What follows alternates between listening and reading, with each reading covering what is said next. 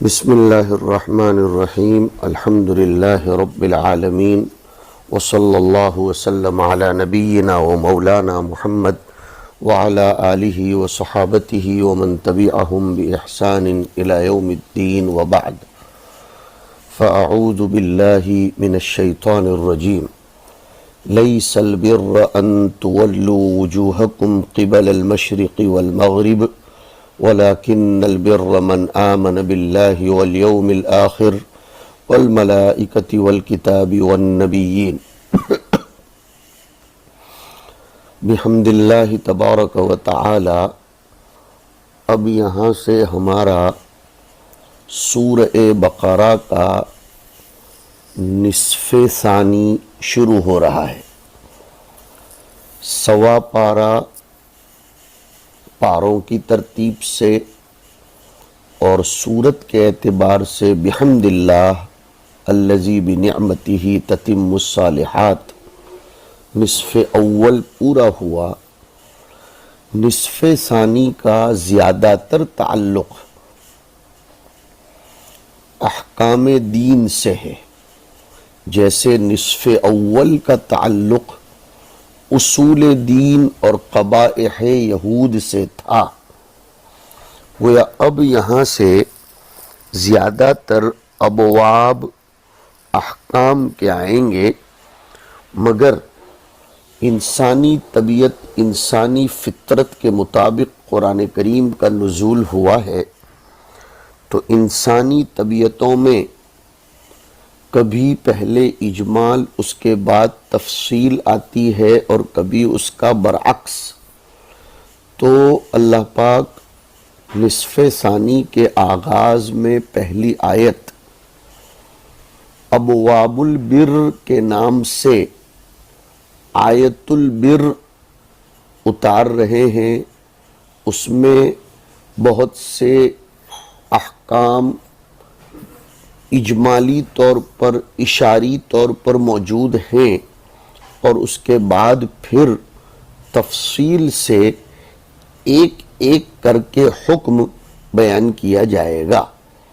قصاص کا حکم تفصیل سے، وصیت کا حکم، روزوں کا، اعتکاف کا، قتال و جہاد کا، حج کے تفصیلی احکام، حیض و نفاس، طلاق و عدت، رضاعت، پھر جہاد اور انفاق کی بہت سی تفاصیل، اور انفاق کی ضد ربا، اور اس کے بعد پھر آیت المدائنہ ذکر کرنے کے بعد پھر حق تعالی شانہ انسانوں کو سمعنا و اطعنا کی تعلیم دے رہے ہیں اخیر میں، کہ یہ سب احکام ہم نے ذکر کیے، تمہاری طرف سے سمعنا اور اطعنا ہونا چاہیے، اور اس سلسلے میں جو کچھ کوتاہی ہو جائے تو ربنا لا تؤاخذنا ان نسینا واخطأنا دعائیں کر دو، تو میں ہی تمہارا مولا ہوں، انت مولانا، تو میں تمہیں معاف کر دوں گا۔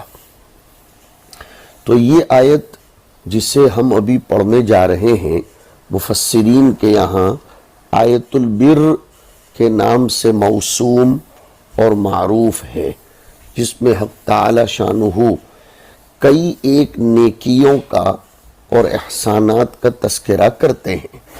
برن نام ہے جامع طاعات اور اعمال خیر کو۔ اس آیت کے آغاز میں حق تعالی شانہ انسانی نفوس و طبائع کی اولاً تو تربیت کرتے ہیں، تہذیب کرتے ہیں، کہ تم لوگ غیر ضروری امور اور غیر ضروری ابحاث میں اپنے آپ کو الجھا کر مت رکھو، کرنے کے کام تو اور بھی بہت سے ہوتے ہیں۔ جو چیز انسان کے لیے لازم، ضروری، ما یتعلق بضروریات الدین والدنیا نہ ہو، اس میں اپنے وقت کو خرچ کرنا، صرف کرنا، یہ پاکیزہ اور عقل مند نفوس و طبائع کی علامت نہیں ہے۔ نیز کسی ایک ہی نیکی کی باب میں الجھا مت کرو، کرنے کے کام اور بھی بہت سے ہوا کرتے ہیں۔ اصل میں بات یہ تھی کہ مشرکین مکہ اور یہود و نصارہ نے اپنی تمام تر گفتگو و بحث کا مرکز و محور تحویل قبلہ کو بنا رکھا تھا۔ اسی کو اپنا موضوع حدیث، سخون یوم و لیل اور موضوع بحث بنا رکھا تھا، اسی میں الجھ کر رہ گئے تھے۔ ایسا سمجھتے تھے گویا ساری نیکیاں، تمام تر ابواب بر اور احسان، ساری عبادتیں یہی ایک مسئلے میں گویا سمٹ کر آ گئی ہیں۔ تو اللہ فرماتے ہیں اگر تم نیکی ہی کرنا چاہتے ہو تو اور بھی بہت سی نیکیاں ہیں جو میں تمہیں سنائے دیتا ہوں۔ فرماتے ہیں دیکھو، نیکی صرف اس کا نام نہیں ہے کہ تم اپنے چہروں کا رخ کرو مشرق و مغرب کی طرف، صرف اسی میں نیکی سمٹ کر امڑ کر نہیں آئی ہے۔ لیس البر ان تولوا وجوہکم فی الصلاۃ، چونکہ شان نزول یہی ہے کہ نماز میں تم مشرق و مغرب کی طرف رخ کرو، ساری نیکیاں اسی میں امڑ کر نہیں آ گئی۔ نزل ردا علی الیہود والنصارى حیث زعموا ذلک، یہود و نصارہ پر رد کرنے کے لیے یہ آیت اتری، اس لیے کہ وہ لوگ یہی سمجھتے تھے کہ پوری نیکی استقبال بیت المقدس میں ہی منحصر ہے۔ نصارہ سمجھتے تھے کہ پوری نیکی استقبال جہت طلوع الشمس میں ہے۔ تو ان دونوں کو رد کرنے کے لیے فرمایا کہ پوری نیکی اسی میں نہیں ہے۔ وَلَكِنَّ الْبِرَّ، لیکن نیکی تو وہ شخص ہے جو اللہ پر اور یوم آخرت پر، ملائکہ پر، کتابوں پر اور انبیاء پر ایمان لایا۔ اس طرح کا ترجمہ تو فٹ نہیں بیٹھتا کہ نیکی وہ شخص ہے۔ اس لیے مصنف نے فرمایا خبر میں جب من آمن باللہ والیوم الآخر ہے تو مبتدا بھی کوئی ذوی العقول کو بنانا پڑے گا، چنانچہ ایک مضاف مقدر مانا ای ذل بری، اور اسی کی تائید میں فرمایا کہ وقوریء البار، نیکی کرنے والا تو وہ ہے جو تمام ابواب و جہات خیر کو شامل ہو، جو دیگر اجزاء شریعت کا بھی مکمل خیال کرتا ہو۔ جیسے ہمارے دور میں بھی ہے، کچھ لوگ کسی ایک ہی امر کو ٹارگیٹ بنا کر اسی میں الجھ جاتے ہیں اور اسی کو نیکی سمجھتے ہیں، دوسری اشیاء کی طرف قطعاً کوئی توجہ اور التفات نہیں کرتے۔ ایسے لوگوں کی بھی اس آیت کریمہ میں تربیت و تہذیب ہے۔ تو فرماتے ہیں نیکی کرنے والے تو وہ لوگ ہیں جو آنے والی چیزوں پر عمل کرتے ہیں۔ نمبر ایک، جو اللہ پر ایمان رکھتے ہیں، یوم آخرت پر ایمان رکھتے ہیں، ملائکہ اور کتاب پر، کتاب کا الف لام استغراق کے لیے ہے، ای الکتبی، اور نبیوں پر ایمان رکھتے ہیں۔ یہ ہوئے عقائد۔ اب اعمال کا تذکرہ ہے، اور نیکی کرنے والے تو وہ ہیں جو وآت المال علی بمعنی مع حبہ لہو، اور جو مال خرچ کرتے ہیں، مال دیتے ہیں اللہ کی محبت کے ساتھ۔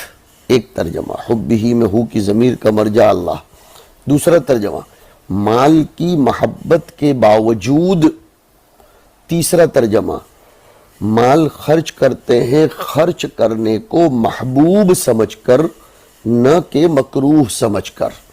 تو یا تو علی حبہ لہو میں ہو کی ضمیر کا مرجع مال ہے یا اللہ ہے یا ایتاء ہے، اور تینوں ترجمے شاندار ہیں کہ جو مال خرچ کرتے ہیں اللہ کی محبت کے ساتھ، مال کی محبت کے باوجود۔ اس سے سمجھ میں آیا کہ وہ دور جس میں انسان میں سے مال کی محبت نکل جاتی ہے اس کی موت کا وقت بالکل سامنے قریب ہوتا ہے، مقدمات موت نظر آتے ہیں. اب اس وقت وہ یہ کہے کہ لی فلان کذا ولی فلان کذا، تو اس کے مقابلے میں صدقہ اور ایتا و انفاق وہ بہتر ہے جو حدیث شریف میں فرمایا گیا ای الصدقۃ افضل، فرمایا انت تصدق وانت صحیح شحیح تأمل الغنى وتخشى الفقر. اور ایک روایت میں فرمایا کہ وہ صدقہ اور انفاق اتنا بہتر تو نہیں ہے کہ جو اذا بلغت الحلقوم وتقول لفلان کذا ولفلان کذا، اس لیے کہ اب تو یہ مال وصار لفلان دیگر ورثہ کا ہو گیا. تو مال کی محبت کا دور ہو اور تجارت ترقی کر رہی ہو، جوانی بھری ہوئی ہو، اولاد پرورش پا رہی ہو، چھوٹے چھوٹے بچے ہوں، ایسے دور میں مال خرچ کرنا یہ بہت بڑا نیکی کا کام ہے. اسی طرح مال خرچ کرتے وقت اللہ کی محبت بھی شامل ہونی چاہیے. میں اپنے اللہ کو راضی کرنے کے لیے، اور چونکہ یہ مال اسی کا ہے، یہ جذبہ ہو، اور دینا یہ اپنے نزدیک محبوب بھی ہونا چاہیے، اس طرح وہ خرچ کرے. تو فرمایا کہ ملائکہ پر، تمام کتابوں پر، تمام کتابوں سے مراد ہے جن سے کتاب یعنی کتب سماویہ. استغراق کا مطلب یہ مت سمجھنا کہ جتنی بھی کتابیں ہیں چاہے وہ منزل ہوں یا نہ ہوں ان پر ایمان رکھنا. اس کو جنس کے لیے بھی مان سکتے ہیں، اس پر ایمان رکھتا ہو نبیوں پر، اور مال خرچ کرتا ہو اس کی محبت کے باوجود. کن لوگوں پر خرچ کرتا ہو؟ فرمایا ذوی القربہ. یہ قربہ کا وزن افعل التفضیل کے مؤنث کا بھی ہے، تو کہیں کوئی یہ نہ سمجھے کہ یہ اس کے لیے ہے، اس لیے فرمایا کہ یہ قربہ مصدر کے معنی میں ہے. ذوی القرابۃ والیتامى والمساکین وابن السبیل ای المسافر والسائلین ای الطالبین وفی الرقاب ای وفی فک الرقاب المکاتبین والاسرى. جو مال خرچ کرتے ہوں رشتہ داروں پر، جی ہاں، زیادہ حقدار انسان کے رشتہ دار ہیں، چاہے ان کی طرف سے شکرانہ ملتا ہو یا نہ ملتا ہو. یتیموں پر، مسکینوں پر، مسافروں پر، اور مانگنے والوں پر، اور گردنیں چھڑانے میں یعنی مکاتبین کا بدلے کتابت ادا کرنے میں، اور قیدیوں کو چھڑانے میں. ہمارے اس زمانے میں قیدیوں کو چھڑانے کے لیے بھی مال خرچ کرنا بہت بڑا ثواب ہے. ہم نے انفاق و ایتاء مال کو بعض ہی ابواب و اجناس میں منحصر و محدود سمجھ رکھا ہے، جبکہ اور بھی بہت سے ابواب ہیں. ترجیحات کا معاملہ سمجھنے کی اشد ضرورت ہے. جس موقع پر بے قصور مسلمان قیدی بنا کر محبوس اور مسجون کر دیے گئے ہوں تو پھر انہیں چھڑانا زیادہ ضروری ہے. مسلمان باہر آئے گا تو مساجد آباد ہوں گی، دین کے کام ہوں گے، جذبات و حمیات دین کام آئیں گی. لہذا یہ بھی ایک مصرف ہے جس کے لیے انسان کو اپنا مال خرچ کرنا چاہیے، اس کا مقدمہ لڑنے کے لیے اور اس کی ضمانت کے لیے اگر مال ادا کرنا پڑے. اسی طریقے سے اگر اس کے بال بچوں کی نگہداشت کے لیے مال خرچ کرنا پڑے. اسی طرح فرمایا نا، مکاتبین کو چھڑانے کے لیے ایک آدمی عقد کتابت کر چکا ہے، اس کی پوری جان و بدن کسی کے یہاں غلام ہے، تو مسلمان کو غلامی کے پھندے سے نکالنے کے لیے.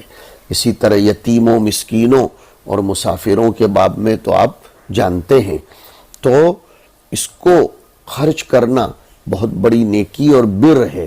اسی طرح فرمایا کہ نیکی کرنے والے وہ ہیں کہ وہ اقام الصلاۃ وآت الزکاۃ، جو نماز ادا کرتے ہوں اور زکوٰۃ دیتے ہوں. سوال پیدا ہوتا ہے، زکوٰۃ تو مال کے دینے کو کہتے ہیں اور اس کا تذکرہ تو ابھی آیا وآت المال، تو دونوں میں تکرار محض نہ ہو جائے اس لیے مصنف نے ایک لفظ بڑھایا وَآتَ الزَّكَاةَ ای المفروضۃ۔ اب ظاہر بات ہے جب یہاں زکوٰۃ سے زکوٰۃ مفروضہ مراد ہے تو وما قبلہ فی التطوع، اور اس کے ما قبل میں جو وآت المال علی حبہ ذوی القربى وغیرہ آیا وہ تطوع یعنی صدقات نافلہ کے باب میں ہے، صدقات تطوع کے باب میں ہے، اس لیے اب تو مسئلہ ہی نہیں رہ جاتا تکرار کا۔ آگے فرمایا نیکی کرنے والے وہ لوگ بھی ہیں جو والموفون بعہدہم اذا عاہدوا، صرف نماز صلاۃ زکوٰۃ وغیرہ ہی سے نیکیاں نہیں ہو جاتی، بلکہ فرمایا اور نیکی کرنے والے وہ ہیں جو اپنے وعدوں کو پورا کرتے ہیں جب وہ کسی سے وعدہ کر لیتے ہیں، جو اپنے معاہدوں کو پورا کرتے ہیں جب وہ کسی سے معاہدہ کر لیتے ہیں، چاہے اللہ سے چاہے بندوں سے، کوئی ایگریمنٹ، کوئی ایفیڈیوٹ، کوئی وعدہ، کوئی معاہدہ، اس لیے کہ وعدہ پورا نہ کرنا یہ منافقین کی نشانی ہے۔ آیت المنافق ثلاث اذا عاہد غدر آیا ہے، اس لیے آج کل یہ مسئلہ بھی بڑا خطرناک ہے۔ ہمیں ایسا نظر آ رہا ہے کہ اس آیت کریمہ میں حقوق اللہ اور حقوق العباد، معاملات و معاشرت کے باب میں بھی اشارہ اور تہذیب نفوس کی جا رہی ہے، تو وعدہ پورا کرنا یہ بھی ابواب البر میں سے ایک جزو اہم ہے۔ اذا عاہد اللہ او اذا عاہد الناس، چاہے اللہ سے وعدہ ہو عالم الست میں جو کیا گیا ہو، یا لوگوں سے جب کبھی کوئی وعدہ کریں تو اس کو پورا کرتے ہیں۔ الموفون لفظی طور پر اس کا عطف ہے من آمن پر، اور اسلوب بدل دیا ہے اس لیے کہ اوپر جملے فعلیہ تھا من آمن باللہ والیوم الآخر والملائکۃ والکتاب والنبیین، یہاں الموفون اسم لایا گیا، اسم فاعل، اس پر دلالت کرنے کے لیے کہ ملازمت ایفاء اور دوام المؤمنین علی ایفاء الوعد یہ ضروری ہے، اس کی طرف خاص طور پر توجہ دینی چاہیے۔ انسان شعباجات دین میں تو کچھ توجہ دے دیتا ہے، لیکن حقوق العباد کا معاملہ گڑبڑ کر بیٹھتا ہے، اس لیے بھی اس کی تاکید کے لیے، اس کے دوام و استمرار کے لیے اس کو اسم فاعل سے تعبیر کیا گیا، اور ما سبق میں فاعل کے ضمن میں اس کو لایا گیا تھا۔ اب اس میں سے بھی اور زیادہ اختصاص کرتے ہوئے فرماتے ہیں، مدح کرتے ہوئے فرماتے ہیں کہ والصابرین فی البأساء والضراء وحین البأس، اور نیکی کرنے والے خاص طور پر وہ لوگ ہیں جن کی ہم تعریف کرتے ہیں کہ وہ لوگ جو ڈٹے رہتے ہیں، جو صبر کرتے ہیں، جو استقامت کے ساتھ رہتے ہیں، چاہے ان پر مالی تنگیاں آئیں یا جسمانی تنگیاں آئیں، مالی تنگیوں میں بھی وہ ڈٹے رہتے ہیں، اپنے ایمان کو اور اپنے ایمانی تقاضوں کو ہلنے نہیں دیتے، تزلزل کا اور تذبذب کا شکار نہیں ہونے دیتے، اور جسمانی جب بلائیں اور آفتیں اور امراض آ جائیں تو اس دور میں بھی وہ نماز وغیرہ کی پابندی کرتے ہیں اور دیگر احکام شریعت پر ڈٹے رہتے ہیں۔ والصابرین منصوب کیوں ہے؟ اب تک تو سب مرفوع چل رہا تھا، کہا نصیب علی المدح، یہ مدح کی بنا پر منصوب ہے، یعنی اس سے پہلے کوئی ایسا فعل مقدر مانا جائے جو مدح پر دلالت کرتا ہو یا اختصاص پر، یعنی امدح الصابرین یا اخص الصابرین، اس لیے کہ صبر اس کی ایک مستقل مزیت، امتیاز و اختصاص ہے، لہذا نصب علی المدح یہ عربی زبان کی تعبیر میں ایک مستقل نحو کا اعراب ہے۔ تو فرمایا اس آیت کریمہ سے پتہ چلتا ہے کہ آدمی جانی مالی کسی قسم کی تنگی کا شکار ہو لیکن اس کو صبر کا مظاہرہ کرتے رہنا چاہیے، استقامت یہ بہت اہم ہے۔ تو وہ مالی تنگیوں میں، جسمانی تنگیوں میں، وحین البأس وقت شدت القتال فی سبیل اللہ، بالخصوص وہ اللہ کے راستے میں قتال کے موقع پر بھی ڈٹے رہتے ہیں۔ ایسی صفات جب آ جائیں تو کہا جائے گا کہ یہ لوگ اپنے ایمان میں، اپنے تقوی میں سچے ہیں۔ صرف ایک ہی چیز کو پکڑ کر چلنے کی ضرورت نہیں، فرمایا اولئک الذین صدقوا، اولئک کا مشار الیہ نکالا، الموصوفون بما ذکر، اوپر جو صفات ذکر کی گئی یہ لوگ ہیں وہ جو سچے ہیں۔ کس بات میں؟ فی ایمانہم، اپنے ایمان میں، او ادعاء البر، یا نیکی کا دعویٰ کرنے میں، ایسے ہی لوگ سچے ہیں۔ ورنہ صرف دعویٰ کر دینا یہ تو بڑا آسان کام ہے، دعوے کے لیے دلیل مہیا کرنا یہ بہت مشکل کام ہے۔